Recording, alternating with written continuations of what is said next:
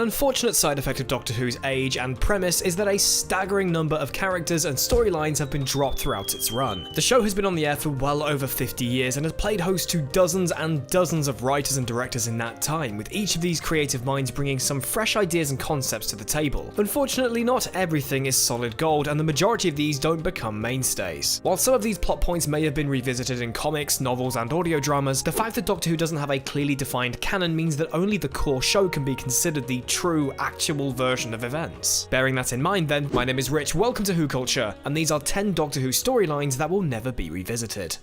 Number 10. The identity of Gus. The main evil force in Mummy on the Orient Express is the titular mummy, which gave its target 66 seconds to live before killing them without mercy. However, the episode also teased a bigger behind-the-scenes bad guy called Gus, but this intriguing setup ultimately went nowhere. The episode established that Gus, basically an evil supercomputer, was responsible for unleashing the mummy on the unfortunate passengers of the train. But when the Doctor defeats the mummy at the end of the story, Gus blows up the train and vanishes, never to be heard from again. This left the identity and origin of Gus a total mystery. Who was behind the computer? Considering that it's been years since we last saw the character, and he was hardly an immensely popular breakout villain to begin with, it doesn't look like we'll ever get an answer to that question. We did come close though. Gus was almost included in Oxygen, an episode that aired 2 series later, but the idea was scrapped early on. Number 9. Madame KOVARIAN'S whereabouts. Madame KOVARIAN was the big overarching villain of Series 6, and along with the Silence, she was responsible for turning River into a murderous psychopath, as well as the Doctor's death on the shores of Lake Silencio. In the finale episode, she was killed by Amy as revenge for messing with River, which seemed to put an end to KOVARIAN once and for all. But then the events of the finale were wiped from continuity when time was reset, meaning that KOVARIAN, and presumably some of her loyal Silence followers, are still running about there in the Whoniverse, possibly plotting another evil scheme. Now sure, villains get abandoned all the time in Doctor Who, but KOVARIAN had such a raw, unbridled hatred for the Doctor that it's really hard to believe that she'd just stop.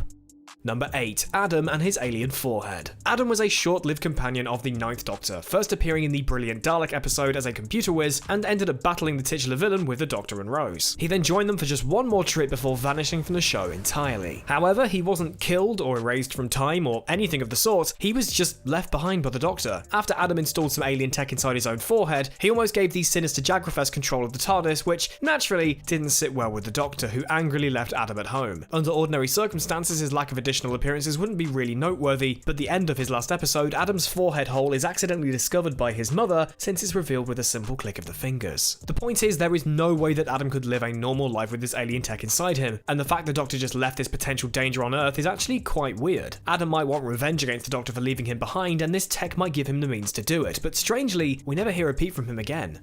Number 7. TASHA LEM'S connection to the Doctor. The fact that TASHA LEM appeared in only a single episode, The Time of the Doctor, means that there wasn't really a lot of time available to fully develop her. That's fine of course, because she adequately served her purpose in the time she did get, but it does mean there are a lot of unanswered questions surrounding the character. As was the case with Adam, under normal circumstances an abandoned side character wouldn't be noteworthy in the slightest, but when we first meet TASHA, it's strongly implied that she and the Doctor have had a close, possibly even romantic relationship in the past, and what's more, she can even fly the TARDIS. Because of her flirtatious attitude with the Doctor and her familiarity with his time machine, a lot of fans think that TASHA is a future regeneration of River Song, which would open up a whole other can of worms when it comes to the character's timeline. Even if she isn't River, it's not like a random woman would just know how to fly the TARDIS, so there's a story here somewhere we just didn't get to see. It really does feel like Moffat wanted to explore TASHA a bit more, but never got the chance to do so for whatever reason. There is even the rumour that the Time of the Doctor would have been stretched out to an entire season, but that's never been confirmed. But that could have been where we could have explored more of TASHA.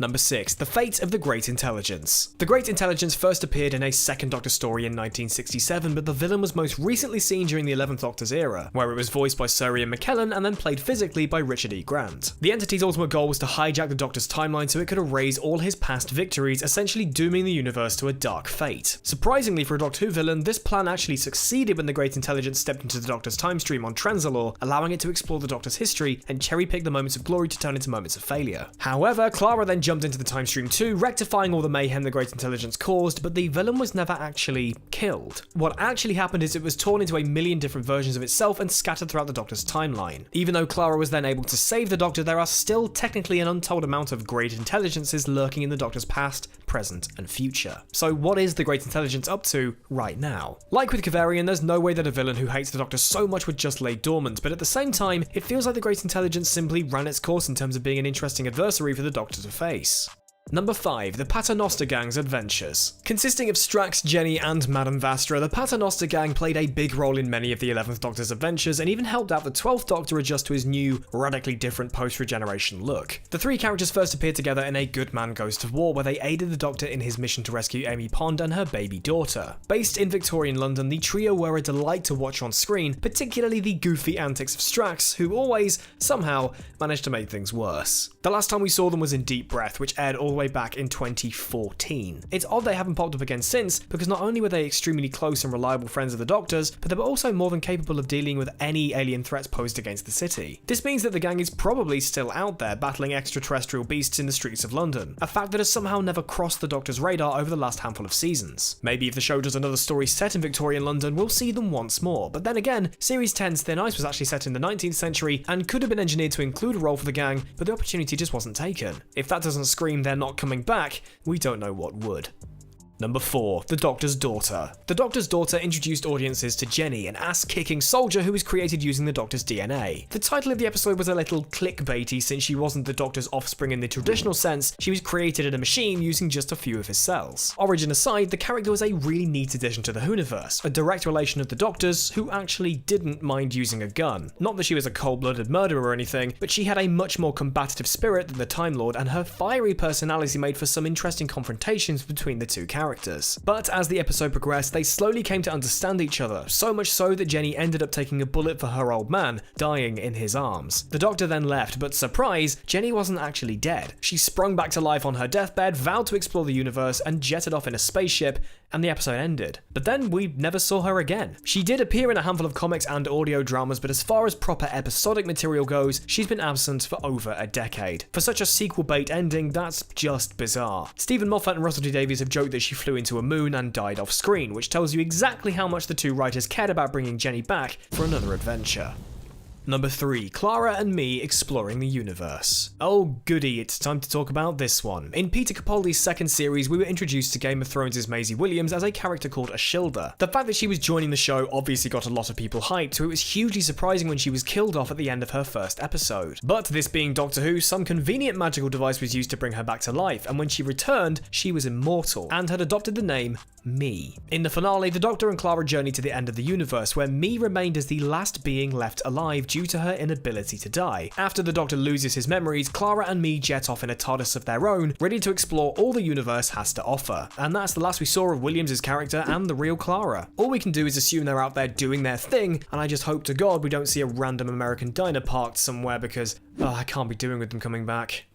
Number 2. The Listen Creature. Listen is one of Doctor Who's biggest Marmite episodes, in that it will either click with you or it won't. It's purposefully abstract, potentially confusing, and definitely a little odd, if only for the fact that the majority of the runtime finds the Doctor going crazy trying to track down an enemy that might not even exist. This is because he's hypothesized that somewhere out there must be a creature that is perfect at one thing, hiding. But if that were the case, how would we find such a creature? How would we know it would even exist? Fittingly, we never actually see the monster in the episode, except for one hotly debated moment in which an unidentifiable mass can be seen hiding underneath a bedsheet. This is the first and only clue we are given as to the nature of the Listen Creature, if one even exists to begin with. So what was underneath the sheet? Was it a silent, a popular theory among Who fans? Was it something brand new? Was it something that was pitching a tent in a big way? The creature was always meant to be an abstract force rather than a tangible, physical threat. Or to put it another way, we will never know what was under that sheet.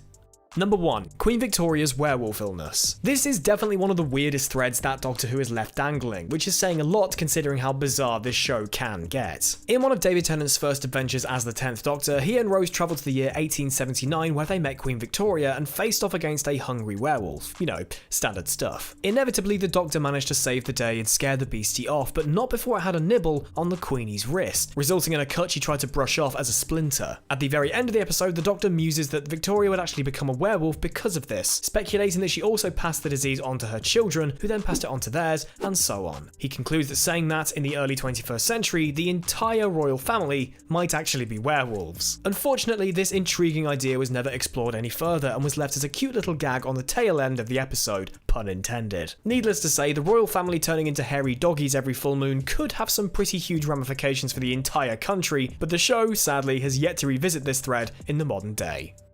And that is my list. Are there any other Doctor Who storylines you would like to see revisited? Let me know in the comment section down below. Don't forget to subscribe to WhoCulture if you haven't already, and please check out the Escaping Kasterborous Doctor Who Rewatch podcast. I've been Rich. You can follow me on Twitter at PickupChangeToe and on Twitch at RichIsLive. Take care of yourselves, and I will see you soon.